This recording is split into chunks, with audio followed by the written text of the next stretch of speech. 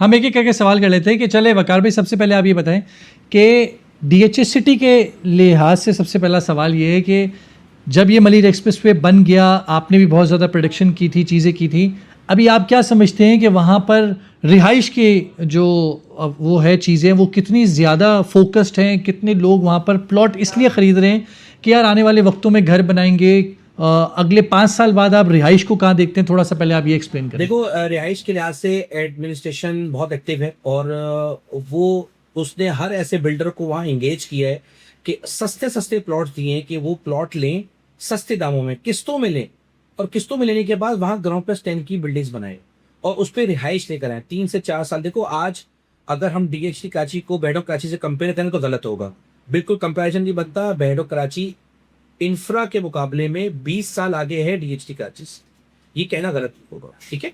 तो उसमें वो कोशिश ये कर रहे हैं कि न्यू बिल्डर्स को या बेड ऑफ कराची के बिल्डर्स को इंगेज करके या मार्केट से भी बिल्डर्स को इंगेज करके वहाँ लिविबिलिटी को इंश्योर किया जाए कि लोग वहाँ आके रहना शुरू करें। उसके लिए एक्सपो सेंटर 2028-2029 में आ जाएगा। उसके बाद केसी से 2028-2029 में इनकी जो ट्रांजिशन है उसकी लाइट की और ट्रांसमिशन का काम मुकम्मल हो जाएगा 2028-2029 में। शौकत खानम हॉस्पिटल, ये सारी चीजें हैं जो लिविबिलिटी के लिहाज से अप्रोचेबल है, क्योंकि जब एक बड़ी ऑर्गेनाइजेशन आती है तो उसके साथ साथ वो अपनी टीम भी लाती है, लोग भी इंगेज करती है। हॉस्पिटल 400 बेड का हॉस्पिटल शौकत खानम का ऑपरेशन हो जाएगा इंशाल्लाह 2027 में। ये बहुत बड़ी बात है, छोटी बात नहीं है। उस जगह को डेवलप करने के लिए, जैसे आप लोगों ने बेडों को डेवलप करने के लिए थीम पार्क लेकर आए और XYZ चीजें लेकर आए, इसी तरह से डीएचए सिटी कराची बहुत बड़े बड़े और मैसिव प्रोजेक्ट्स लेकर आ रही है। हेल्थ सिटी में 3 से 4 और बड़े बड़े प्रोजेक्ट्स आ रहे हैं जो कि आने वाले साल में आपको उसमें काम होता हुआ दिखेगा, जो कि कंप्लीट होंगे 4 से 5 सालों में जाकर।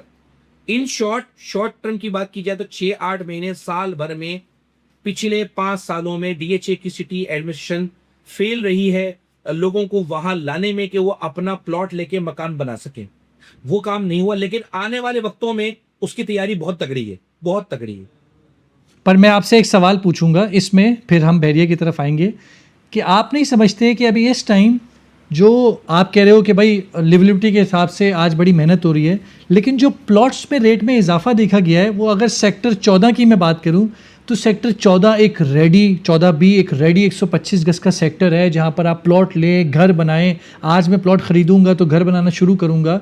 ज़्यादातर बाइंग 14B की जगह वैली के उन एरियाज़ में हो रही है जो अभी तक बने हुए नहीं है। तो जो बंदे आज सिर्फ ले ही इन्वेस्टमेंट पर्सपेक्टिव से रहें तो वो घर कब बनाएंगे? उनके माइंड में तो लिविलिटी तो कहीं दूर दूर तक नहीं है, वो तो सिर्फ इन्वेस्टमेंट के लिए देख रहे हैं कि यार पैसे लगा रहा हूँ, मुझे पैसे मिल रहे हैं। देखो, डीएचए सिटी कराची ने क्या किया था कि अलग अलग लोकेशंस पे डीएचए को आबाद करने की कोशिश की थी, जैसे बेडों कराची ने की थी। समझना बात को कि सेक्टर 14B में 250 के करीब मकाना दे दी बिल्डर्स को, उसको बनाए, वहां रिहाइश लेकर आए। इसी तरह से ARY लगूना को जगह दे दी एक कोने पे, फिर थर्ड शौकत खानम की जगह दे दी कि वहां बन जाएगा। शौकत खानम हॉस्पिटल इतना मैसिव प्रोजेक्ट है उस्मान कि उसके सामने इम्पैक्ट आना वाजिब था। शौदा की जो लैंड आ रही है सेक्टर 3D की, वो शौकत खानम के बिल्कुल सामने आ रही है। अगर इससे पहले पेशावर और लाहौर का आप हिस्ट्री देखें तो जहां जहां शौकत खानम हॉस्पिटल बना, उसने उस इकोनॉमिकल जोन को चेंज करके रख दिया। जो चेंज आया ना, एक इन्वेस्टमेंट का जो एक आपकी थ्योरी के लिए चेंज हुई है, वो इस तरह से चेंज हुई है कि अब 14B की बजाय लोग इन्वेस्टमेंट के लिहाज से सेक्टर 3D को चूज कर रहे हैं।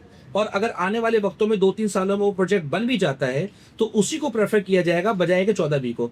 जबकि आज जो ये हमारी प्राइम मिनिस्टर स्कीम आई है उसके तहत 14B में लोगों को उमड़ उमड़ के जाना चाहिए था, जहां बहरेट ऑफ कराची के ऊपर इतनी सारी रेस्ट्रिक्शंस हैं, तो कहीं ना कहीं तो कुछ कमी है ना।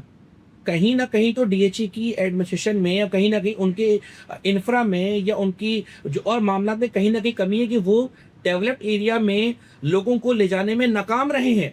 और वो खुद तो कोशिश कर रहे हैं, लेकिन वो खुद नाकाम रहे हैं सेक्टर 14B में रिहाइश लाने के लिए, जहां बिल्डरों ने 90% काम मुकम्मल किया हुआ है। अनफॉर्चुनेटली जिस तरह से वहाँ रेट बढ़े हुए हैं, आप बताएं वहाँ पे मलिर एक्सप्रेस पे आने के बाद अब वहाँ क्या फर्क पड़ा है बेड कराची में, जो हम एक्सपेक्ट कर रहे थे डीएचटी कराची में आना चाहिए, वो आप बताइए।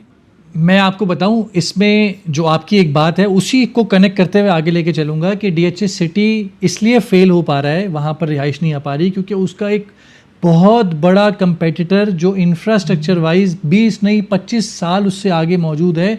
तो अगर एक शख्स को अगर M9 सुपर हाईवे पर शिफ्ट होना है तो उसके लिए बैरिया टाउन के अलावा कोई और सोसाइटी उसको समझ ही नहीं आएगी। आप किसी कस्टमर को पकड़ें, उसको DHA सिटी लेके जाएं और उसको थोड़ी देर बाद बैरिया टाउन कराची लेकर आएँ, तो एक बहुत कॉमन सी बात है कि वो बैरिया टाउन कराची को प्रेफर करेगा। और यही हुआ कि मलिर एक्सप्रेसवे के बाद बैरिया टाउन कराची में बेतहाशा रिहायशियों ने लोगों की तरफ यहाँ पर रुख करना शुरू किया। रेंटल की डिमांड इतनी ज़्यादा बढ़ चुकी है कि जहाँ आज से 2 महीना पहले 45,000 रुपये रेंट के ऊपर 10A का विला मिलता था, 11A का विला मिलता था 200 गज, आज के दिन 60,000 रुपये रेंट मौजूद है। एक साथ 6 लोग उसके लाइन पे खड़े हुए हैं, विला नहीं मिल रहा। तो अल्हम्दुलिल्लाह बैरिया टाउन कराची इतनी सख्तियों के बावजूद अकाउंट फ्रीज है, कोई न्यू डेवलपमेंट नहीं हो रही, बैरिया किसी किस्म का कोई नया काम नहीं कर पा रहा, लेकिन स्टिल लोगों का रुझान बैरिया की तरफ बेतहाशा मौजूद है। देखो, लिवेबिलिटी के लिहाज से तो कह सकते हैं आप, लेकिन एज एन इन्वेस्टमेंट लोगों का रुझान बैरिया टाउन कराची की तरफ नहीं है, इसको मानना पड़ेगा आपको। नो डाउट मैं इस पे बिल्कुल एक्सेप्ट करूंगा। लोगों को फ़र्क नहीं पड़ता कि वो मलिक रियाज की सोसाइटी में इन्वेस्टमेंट करके पैसा कमाएं, वो DHA सिटी में कमाएं या गोल्ड में कमाएं या स्टॉक में कमाएं, तो उनको जहां पैसा दिखता है, इन्वेस्टर तो भाई बहुत ज़्यादा सेल्फिश होता है। बैरिया मैं नहीं समझता कि पता नहीं कब मामलात उसके ठीक होंगे, इन्वेस्टमेंट पर एतबार से वो बेहतर होगा। ये बात है। जो आप बात करें ना कि हाथ बांधे हुए बैरिया टाउन कराची के, हाथ बांधने से पहले ही बैरिया टाउन कराची का डाउनफॉल स्टार्ट हो चुका था। मेरी और आपकी वीडियो लास्ट जो है वो BTK 2 के लॉन्च की है, जिसपे मैंने ये प्रिडिक्ट किया था कि ये एक फेल प्रोजेक्ट होगा।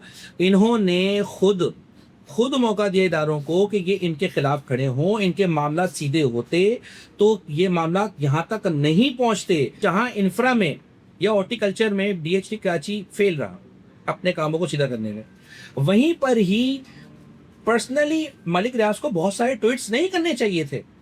उन्होंने भी इस इदारे को खराब करने में कोई कसर नहीं छोड़ी थी। एक प्लॉट को 10-10 दफा बेचा हुआ था। आप जब आपका BTK 2 की जगह अवेलेबल थी, आप उनको वहां प्लॉट दे देते। तो जहां आप बात करें कि गवर्नमेंट की सपोर्ट की, तो गवर्नमेंट की सपोर्ट जब तक थी, मलिक रियाज ने उस तरह से रेस्पॉन्ड नहीं किया जैसे उसको करना चाहिए था।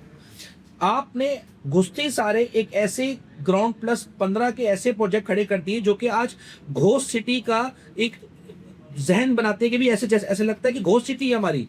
राइट लेफ्ट आपकी बिल्डिंग्स खड़ी हुई हैं, ना उसकी प्लानिंग्स की पार्किंग थी, ना कोई मामला थे। बहुत सारी जगहों में तो देखो, आप भी जानते हो, मानते हो कि मलिक रियाज की या बैरिया टाउन कराची की अपनी बहुत सारी गलतियां थी, जिसकी वजह से उसको ये डाउनफॉल देखने को मिला। मैं आपकी बात से एग्री करता हूँ कि मलिक रियाज की 100 नहीं 1000 गलतियाँ होंगी। कोई भी दूध का धुलावा नहीं होता। पाकिस्तान में ज़मीन ख़रीदने के मामलात हर जगह के ऊपर बहुत ज़्यादा ख़राब हैं। मैं इस चीज़ को बिल्कुल भी डिफेंड नहीं करूँगा कि मलिक रियाज ने क्या गलत किया क्या सही किया, लेकिन वो गलत, आज हम किसी को अगर कोई चीज़ बेचते हैं तो वो बेचते हैं जो on ground ready for construction है। जिस जगह के ऊपर आप आइए, प्लॉट ख़रीदिए, घर बनाइए। जहाँ तक ये प्राइवेट बिल्डर का हाल है, इन्होंने ही, मलिक रियाज ने अगर गलती की तो इन्होंने कहा उस गलती का फ़ायदा उठा के ये भी शुरू हो गए दोनों हाथों के साथ। तो हर किसी का अपना दीन ईमान होता है।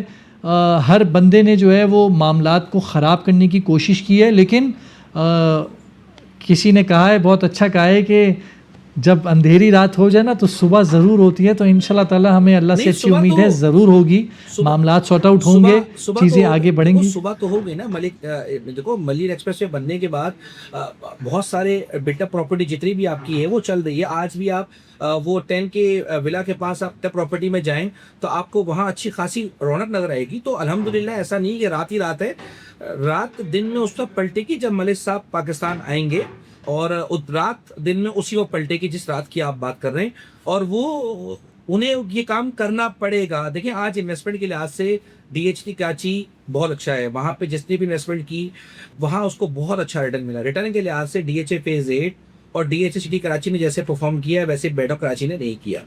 रिहाइश के लिहाज से जैसा आप लोगों ने परफॉर्म किया ऐसा DHA सिटी कराची ने परफॉर्म नहीं किया। जो बात सच होगी मुझे भी एक्सेप्ट करनी चाहिए और आपको भी एक्सेप्ट करनी चाहिए।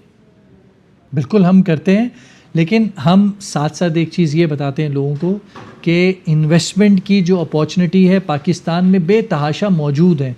आपके पास हर जगह मिल जाएगा, लेकिन एक अच्छी ज़िंदगी गुजारने के लिए, अच्छी सोसाइटी के लिए बैरिया टाउन कराची जैसी जगह पूरे कराची शहर में मौजूद ही साल। नहीं है। कोई तसव्वुर भी नहीं कर 5 सकता साल। कि मैं मेन रोड के ऊपर अपनी फैमिली के साथ वो बात बगैर किसी झिझक के रोड पे घूम सकता हूँ, पार्क में जा सकता हूँ। अगर मेरा डिफेंस में, मैं अभी डीएचए सिटी छोड़ो, जिस डिफेंस में भी आपकी रिहाइश है, उस डिफेंस में 15 करोड़ के घर के बराबर में 4 करोड़ की एक्स्ट्रा ग्रीन बेल्ट भी खरीदूँ ना, तो मेरे अंदर इतनी हिम्मत नहीं है कि मैं बगैर गार्ड के उधर बैठ सकूँ, ठीक है। लेकिन यहाँ 2 करोड़ का घर खरीद के बड़ी सी एक्स्ट्रा लैंड के साथ बंदा बगैर झिझक के पूरी रात पार्टी भी वहाँ करेगा और बगैर गार्ड के साथ ज़िंदगी भी गुजारेगा। ये एक बहुत बड़ा एलिमेंट है लोगों को ये बताने के लिए कि भाई अगर बैरिया इतना बड़ा बना हुआ है कि कम से कम मैं समझता हूँ करोड़ लोग तो यहाँ एडजस्ट हो सकते हैं अगर बिल्डिंग सारी सीधे मामलात हो जाएं तो यहाँ आइए, हमारे लिए मोर देन इनफ है। हम लोगों की हम शायद इन्वेस्टमेंट में रिटर्न ना दे सके, लेकिन लोगों की ज़िंदगी बेहतर बना दें,